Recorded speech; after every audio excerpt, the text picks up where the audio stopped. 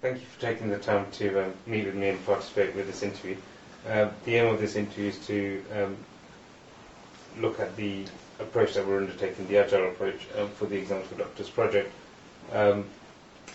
Please feel free at any point to withdraw from the interview or to say no comment to a particular question. At the end of the interview, there'll be the opportunity to go through the video recording and to make any additional comments if you wish. Please note there's no time limit and you are free to give as short or as long as descriptive answers as you like. Are you happy for the interview to begin? I am. Excellent. I'm Christopher Grocock, and my main role within the project, partly I thought of the idea, and I originally approached Simon because he's got a wealth of business experience and his role is more on the business side. Mine's more on the firstly the entrepreneurial side and also the content of the website. Mm-hmm. In Excellent. terms of software, it's difficult to say because geographically quite spread out, and most of the more immediate management and supervision's been from Simon.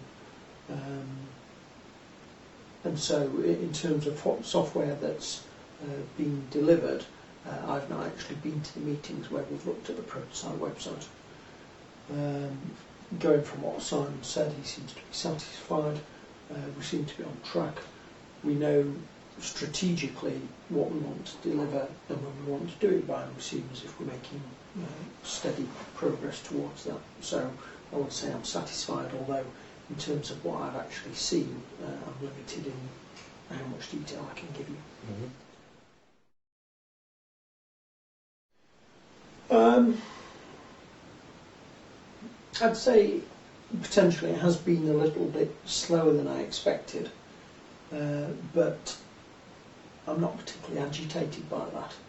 I think information technology is something which I've got relatively limited understanding of. It is obviously difficult and time consuming. It's a very skilled and specialised area. I'm happy to let people whose skill and specialism it is get on and do the work. Mm-hmm. And I'm very much target orientated, and as long as we achieve what we want at the end of the project, I don't particularly mind whether that takes 3, 6 or even 12 months. So for me it's all about outcomes, and as long as the outcome is correct at the end of the project, then I'm not going to be too agitated about whether that takes us 6 or 12 months from here.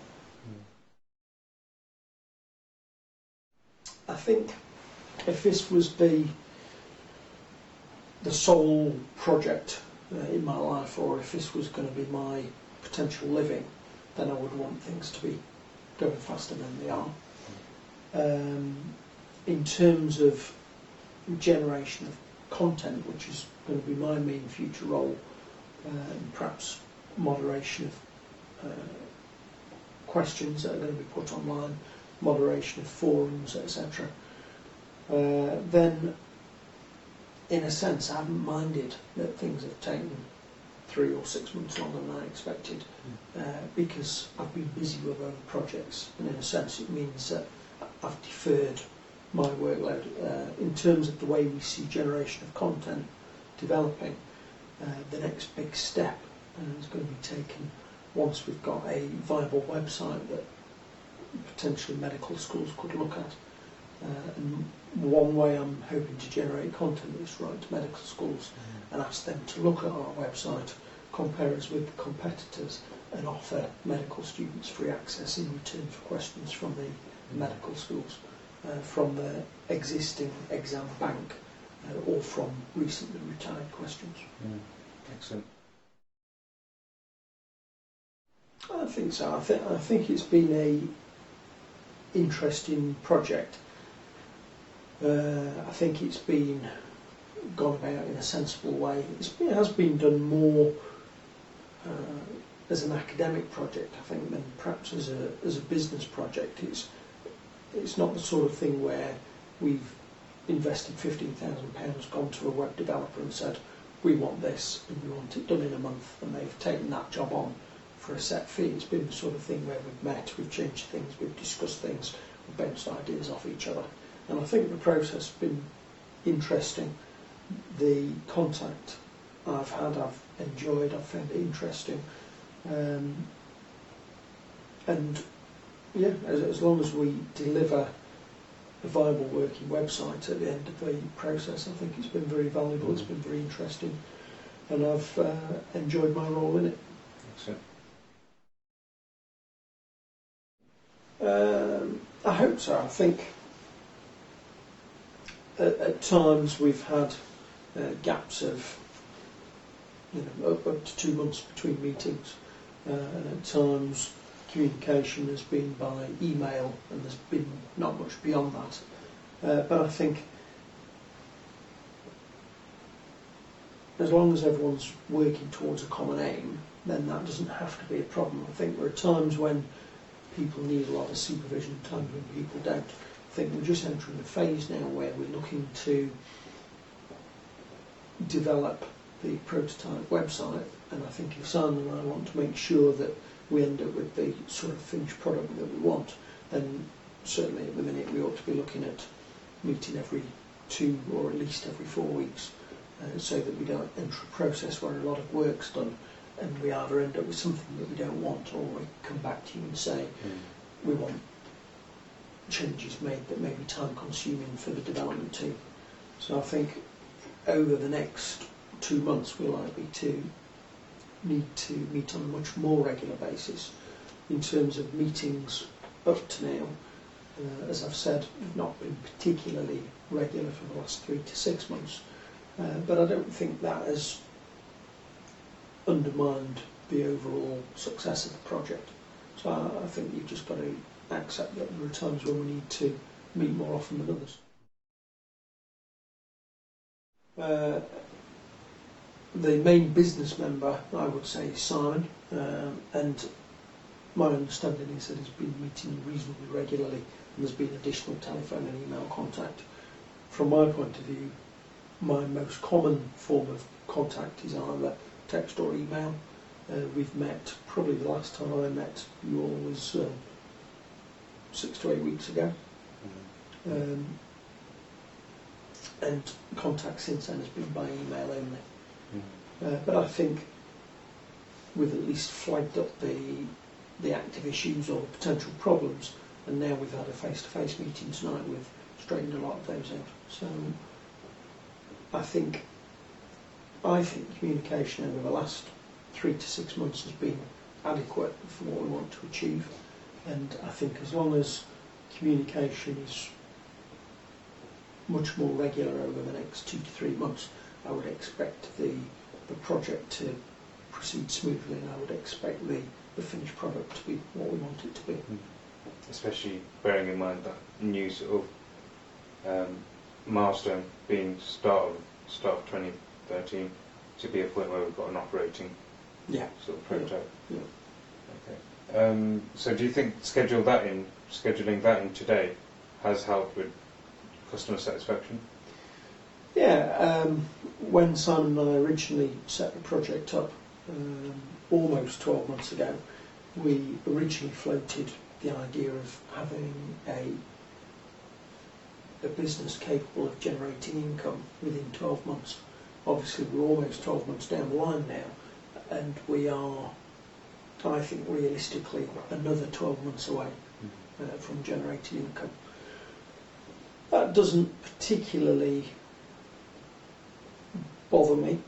Obviously I would like the project to be finished inside 6 months, but I think it's important to be realistic, and I think there are a couple of very large and successful competitors that are already established in the market, and I think we need to launch at the right time with the right product and the right degree of content so that we can compete with those other companies. I think if we try and rush things and we don't have the sort of products that are going to be able to compete with our rivals, and then potentially we're going to launch and damage our reputation. Whereas if we're a little bit more careful in the way we develop, the speed we develop in generation of content, then I would hope that long term we'll have a far more successful business. Excellent.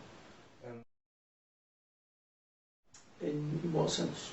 In terms of the access of, say, software, or the amount of information that's been given to them, passed on in terms of requirements? Yeah, I think that's one thing we've perhaps tightened up tonight. We've had a couple of meetings in the past. One of my concerns was that I wanted the development team to be very clear in terms of what our overall requirements were. We've discussed it by email, but I think tonight we've had a lengthy discussion about exactly what we want to achieve and how we want to achieve it, and what we want the final product to look like in terms of the site. And I think we're pretty clear. We can go away, we can develop things further, and then we just need to meet perhaps in 2 to 3 weeks' time. In a sense, I would be guided by the development team. Once we reach a point where you've got further questions, or you want us to look at what's been developed, further clarification, then we'll meet again. And I think we just need to aim for 2 to 4 weekly meetings. That gives you guys deadlines to work towards, and it also gives us deadlines to deliver some content and to make sure that we deliver on the action points that we've set out. So each member of the team has got things that they need to get done, and I think as long as we meet on a regular basis, we'll meet our action points for the next meeting, and that will just push the project onwards. I think for me, one of the key parts of this project is that I wanted the software to be adaptable in the future, because I think both Simon and myself are hopeful that the core of the website at present is going to be questions, but that we can develop the website in the future and perhaps become a centre for training, become a centre for courses, other aspects of medical education. So I would expect the question base to be the hub of the site, but I would like to be able to bolt different aspects onto that hub over the coming years. So yeah, I would very much aim for the software to be adaptable and to be put together in a format where even if new team members come and go, then we would be able to have those changes made by whoever enters the team in the future. Okay, is that maybe because of the experience that we've already had in team changing numbers? Because we've already had 2 or 3 people leave. Yeah, I think something Simon and I need to talk about is how we're going to perhaps bring in more expertise into the business on a long-term basis, so that we've got the right mixture of skills. I think we are going to need some long-term IT input, and we just need to have a discussion about that, and we'll see what the future brings. I mean, we definitely need somebody to maintain the site. I think it's advantageous to have somebody who's been a key member developing the software and developing the site, and I think if we've got experts in content, we've got somebody that is prepared to contribute in terms of the business model, the legal side, organising the taxation side of things, all of those things that I've got no experience of, then everyone's contributing. I think our our main progress is made when we meet face to face. So we've already said it's been 6 to 8 weeks since our last meeting. I think in the next few months we're going to need to meet much more regularly. There are questions posed by email, reflection by email, but I think the real value is having regular meetings, regular deadlines. We all work towards those deadlines and we all come and present our progress. And I think that's something over the next 3 to 6 months we're going to have to really focus on, so that we end up with the sort of product we want, and then the push over the next 9 months is going to be generating large volumes of content so that we can compete with the large competitors that are already in the marketplace. Excellent. No, I would say I've been very satisfied with the way the project has been coordinated by Simon, the work that's been done by you and other members of the development team. I think it's been an interesting process. It's Simon suggested using Sheffield Hallam in the first place. I was thinking of going about things on a more commercial basis, but I've enjoyed it. It's been interesting. We've not quite seen the final product yet, but I'm confident that we will end up with the product we want, and I've enjoyed the process of getting there. And the fact that it's been an academic project and taken us perhaps 6 months longer than it would have done if we'd done it on a commercial basis doesn't particularly bother me. I'm happy with the way things have been done, and I'm sure we'll end up with the sort of product that we want in the future. I think we just need to meet on a face-to-face basis much more often than we do. There's the potential to do that via video links or video conferencing, Skype, etc. But my feeling is there's no real replacement for a face-to-face meeting. I think when people are face-to-face, people bring the work they've done. You're forced to show what you've done, account for your actions or inaction, and I think that's the way forward over the coming months.